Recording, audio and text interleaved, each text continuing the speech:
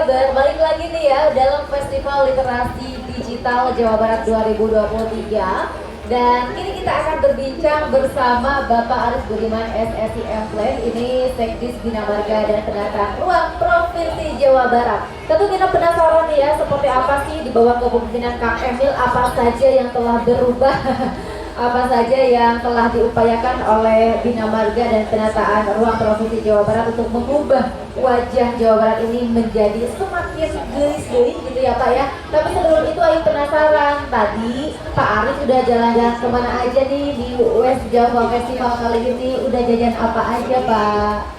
Ya Teh Ayu, atur nuhun. Jadi karena kita kan ngawal booth yang rumput infrastruktur. Rumput infrastruktur itu ada Dinas SDA, Sumber Air, Disperti, Perumahan dan Permukiman, Perhubungan, dan Dinas Bina Marga dan Tata Ruang. Jadi dari pagi sampai rada siang tadi, kumpul kami di situ. Meskipun sambil jalan-jalan juga tadi ya. Sambil jajan juga enggak? Nah itu tadi saya sebenarnya penasaran ingin jajan gitu, tapi sih dapet japrem gitu. Bud yang sekarang ada yang ownernya kenal. Oh, kenal langsung ditawarin gitu ya Pak. Jadi untuk penataan di sini sendiri stand-stand di West Java Festival ini seperti apa Pak? Ya kalau dilihat konsepnya ya ada yang berdasarkan aktivitas gitu kan, ada rumput kalau perangkat daerah ada rumput infrastruktur, kemudian ada yang UMKM-nya gitu kan, jadi memang ini sudah dibagi-bagi, ada yang kominfo di sekitaran sini kan gitu ya, jadi memang sudah berdasarkan rumpun atau tema-tema yang berkaitan dengan perangkat daerahnya masing-masing. Dan wah keren, luar biasa nih, ada yang masyarakat pengunjungnya dari mulai pagi tadi dibuka, wah sudah ramai banget. Biasa luar biasa, sampai susah nyari parkir Pak. Meskipun padahal kantong parkir sudah disediakan ya, over banget kayaknya masyarakat nih antusias banget datang ke acara West Java Festival ini. Baik Pak, kita akan berbicara mengenai realisasi mungkin untuk perbaikan jalan gitu ya di bawah kepemimpinan Kang Emil. Apa saja sih yang udah diupayakan oleh Bina Marga sendiri? Baik ya, terkait dengan salah satu lingkup tugas di Dinas Bina Marga dan Penataan Ruang, yaitu penanganan jalan dan jembatan khususnya yang menjadi kewenangan provinsi.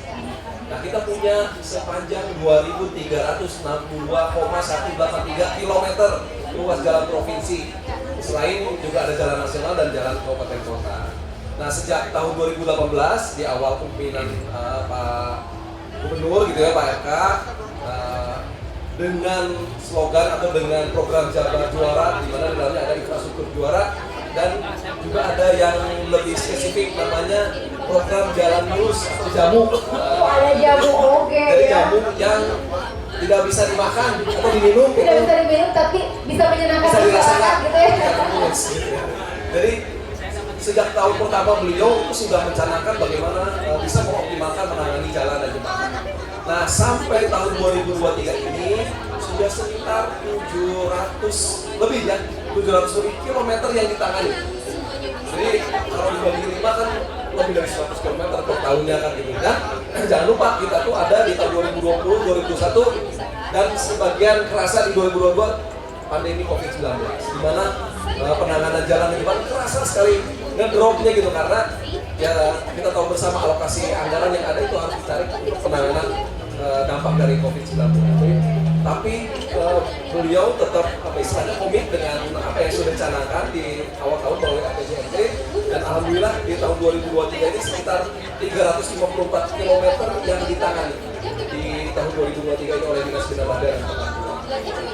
Jadi PR-nya ini ada jalan di daerah mana saja yang masih memerlukan perbaikan di Jawa Barat, mungkin di daerah-daerah yang terpencil atau daerah-daerah yang maksudnya di desa begitu. Ya, jadi kalau konteksnya masih jalan provinsi, kita memang rasakan jalan-jalan yang ke kawasan di Jabar Selatan khususnya itu memang belum optimal meskipun sudah ditangani. Khususnya jalan-jalan vertikal yang dari bagian tengah nih Bandung dan sekitarnya gitu, di Jawa Barat bagian tengah ke selatan, di Garut Selatan, Sukabumi Selatan, Cianjur Selatan, Tasik Selatan. Nah itu termasuk yang coba kita kejar untuk bisa ditangani. Kalau disebutkan ada beberapa ruas jalan sih, kayak sering nih yang diaspirasikan oleh masyarakat, Pak, ruas jalan Jampang Tengah Kiara 2 kayak misalkan. Insya Allah itu sudah ditargetkan atau dicanangkan, diusulkan, diprogramkan untuk bisa ditangani. Yang paling dekat ya memang di tahun 2024 kita bisa menangani. Jadi kita ke masyarakat juga, insya Allah 2024 ruas-ruas jalan yang contohnya tadi Jalan Penghentian 2 atau Jalan Cijelak misalkan yang di Sumedang itu yang memang cukup parah kerusakannya, insya Allah akan ditangani. Sudah direncanakan untuk ditangani. Baik, jadi yang diprioritaskan untuk pembangunan jalan ini apakah memang daerah yang akses jalannya belum ada kemudian memiliki potensi besar di daerah tersebut, atau mungkin ketika masyarakat sangat mendesak, penuh desakan terhadap perbaikan jalan, biasanya yang diprioritaskan ini skalanya berdasarkan apa nih? Iya, siap. Jadi kita punya beberapa variabel indikator untuk menentukan prioritas penanganan jalan. Yang pertama tentu saja tingkat kerusakan ya, kemantapan jalannya itu jadi variabel pertama. Yang kedua, kita sekarang memperhatikan istilahnya konektivitas. Nah, konektivitas itu bagaimana menghubungkan ruas-ruas jalan yang ada di Jawa Barat itu dengan pusat-pusat kegiatan ekonomi, pusat-pusat kegiatan masyarakat. Kita sering sebut ada sentra produksi, sentra wisata, kawasan industri, gitu, atau kawasan investasi baru begitu di Jawa Barat. Nah, itu yang variabel berikutnya yang kita perhatikan, dan itu sifatnya bukan dilihat satu persatu tapi digabungkan. Jadi variabel kerusakan jalan yang kita perhatikan, kita lihat, terus yang konektivitasnya juga kita lihat. Kalau dalam waktu dekat ada perbaikan jalan atau pembangunan jalan rencananya, pembangunan jembatan maksudnya ya, di daerah mana nih? Kalau kaitannya dengan apa yang dilaksanakan di tahun 2023 ini saya informasikan. Tahun 2023 satu prestasi juga yang dilaksanakan di Lingkup Dinas Bina Marga dan Tata Ruang, kita melaksanakan kontrak secara serempak di awal tahun. Itu belum pernah terjadi sebelumnya. Jadi ada sekitar 69 paket pekerjaan konstruksi jalan yang dikontrakkan secara bersama di bulan Februari dan bulan Maret, sehingga ini di bulan Agustus kemarin ini sudah tuntas semua sebenarnya yang menjadi tugas di tahun 2023. Nah, mungkin sisanya yang di tahun 2023 ini sifatnya adalah yang melengkapi apa yang sudah dilakukan. Jadi misalkan kita jalannya udah bagus nih, udah di hotfix lagi nih, tapi perlu maka jalan itu yang garis-garis yang ada di jalan. Itu yang berikutnya sekarang sedang kita. Nah, selebihnya nanti kita sedang merencanakan, karena ini juga masih apa tanggung jawabnya dan rencananya 2024, jadi kita sedang menyusun rencana untuk penanganan di 2024. Baik Pak Aris, terkait permasalahan jalan kita tinggalkan dulu, kita jalan-jalan lagi ke Masjid Al-Jabar. Nah, pembangunan Masjid Al-Jabar ini juga menarik perhatian masyarakat tentunya ya. Apalagi ada konten yang menyebutkan anggaran 16M begitu. Nah, untuk museumnya atau untuk apanya nih peruntukannya? Barangkali ada hal yang ingin diluruskan terkait anggaran yang memang ini menjadi pertanyaan besar masyarakat begitu, khususnya masyarakat Jawa Barat. Ya, kalau bicara terkait dengan pembangunan Masjid Raya Al-Jabar itu kalau lihat kronologisnya ya, jadi sejak tahun 2017, kemudian itu tahap pertama, 2019 tahap kedua, 2020 tahap ketiga, dan terakhir itu di tahun 2021-2022.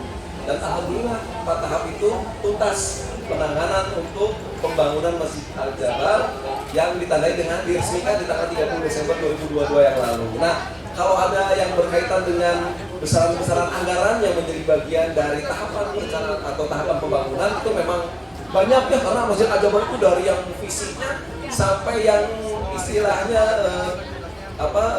dekorasinya, konten dari Masjid Al-Jabar, Museum Rasulullah, itu kan banyak sekali. Dan ya istilahnya sekarang yang ditanyakan itu kalau dilihat dari aspek apa yang sudah ditindaklanjuti oleh audit gitu ya, auditor, inspektorat BPK ya, alhamdulillah ini sudah selesai, sudah tuntas. Jadi alhamdulillah alokasi anggaran yang seringkali ditanyakan oleh masyarakat itu sebenarnya sudah ditindaklanjuti dan sudah tuntas semuanya secara administrasi. Jadi sekarang ya kita bagaimana berkonsentrasi untuk bisa memelihara masjid yang sudah sangat baik ini, termasuk juga bagaimana kegiatan-kegiatan yang menjadi bagian dari kebutuhan layanan kepada jemaah itu bisa dilayani dengan sebaik mungkin. Baik, nah kemudian apa nih yang menjadi PR selain tadi jalanan yang masih memerlukan perbaikan mungkin ya? Kemudian fasilitas umum apalagi mungkin yang rencananya nanti di kepemimpinan baru ini menjadi prioritas pembangunan. Baik, jadi di tahun 2024 nih yang terdekat, saya tadi sempat ya menyinggung bahwa ada kondisi ruas jalan yang sifatnya itu parah, sangat parah hingga hancur. Jadi kalau di diagram nanti memang harus biasanya ada ininya ya, pemaparannya. Itu ditandai dengan warna yang merah. Kalau merah itu kan biasanya yang bahaya-bahaya ya. Betul, pisahan gitu ya. Sekitar 80-an kilometer di tahun 2024 itu harus tuntas tertangani. Jadi, nah itu metode pekerjaannya juga penanganannya juga beda gitu ya dengan yang biasa dilakukan. Jadi ada namanya rekonstruksi jalan. Nah itu 80-an kilometer dengan metode yang sebagian besar melalui rekonstruksi jalan itu rencananya ditangani dan tuntas. Selain yang di atasnya lagi ada yang jelek, ada yang sedang, itu tetap ditangani juga. Jadi pekerjaan di tahun 2024 juga cukup masif. Tadi prioritasnya untuk menangani yang tadi sangat parah sampai hancur, dan juga sifatnya tadi yang 2.362 km tetap terpelihara dan kondisi kemantapannya terjaga. Semoga saja banyak jamu-jamu ya di Jawa Barat. Jalan lurus yang memang kualitasnya sudah baik begitu sehingga tidak memerlukan perbaikan lagi. Baik Pak Aris, ada hal yang perlu disampaikan ke warga Jawa Barat atau ajakan untuk sama-sama datang berkunjung ke West Java Festival di tahun ini, mangga? Ya, terima kasih Teh Ayu. Jadi ke masyarakat Jawa Barat begitu ya, kaitannya dengan penanganan jalan dan jembatan dulu ya. Jadi insya Allah tahun 2024 kita tetap menangani secara optimal jalan dan jembatan yang ada di provinsi begitu. Dan jika memang masih ada yang sampai sejauh ini dirasakan dan dilaporkan oleh masyarakat belum tertangani, mohon sabar menunggu. Jadi kami bicara mohon sabar menunggu karena ada prosesnya untuk bisa menangani. Kita harus merencanakan, mengalokasikan anggaran dan nanti melaksanakan begitu kan. Jadi insya Allah harap ditunggu nanti di tahun 2024 tadi yang rusak-rusak parah itu bisa ditangani dengan optimal. Nah, di event West Java Festival ini kami juga mengundang masyarakat untuk bisa hadir di booth-nya Dinas Bina Marga dan Tata Ruang yang menjadi satu dengan dinas-dinas di lingkup infrastruktur ya. Nama booth-nya booth Festruktif, singkatan dari Festival Infrastruktur Kreatif. Nah, jadi banyak wahana atau simulator yang sifatnya nanti akan mengajak berinteraksi dengan masyarakat dan pengunjung. Jadi jangan lupa untuk hadir di booth-nya Rumput Infrastruktur di WCF 2023. Baik, terima kasih Pak Aris Budiman SSI Emplen, Sekdis Bina Marga dan Penata Ruang Provinsi Jawa Barat telah bergabung di Festival Literasi Digital Jawa Barat 2023. Sehat dan sukses selalu untuk Bapak, selamat melanjutkan perjalanan lagi, masih keliling-keliling berapa booth. Pasti keliling-keliling lagi ini. Lanjut lagi, semangat Pak sampai besok ya. Baik, terima kasih warga Jabar, nanti kita berbincang lagi dengan tema lainnya ya. Oke.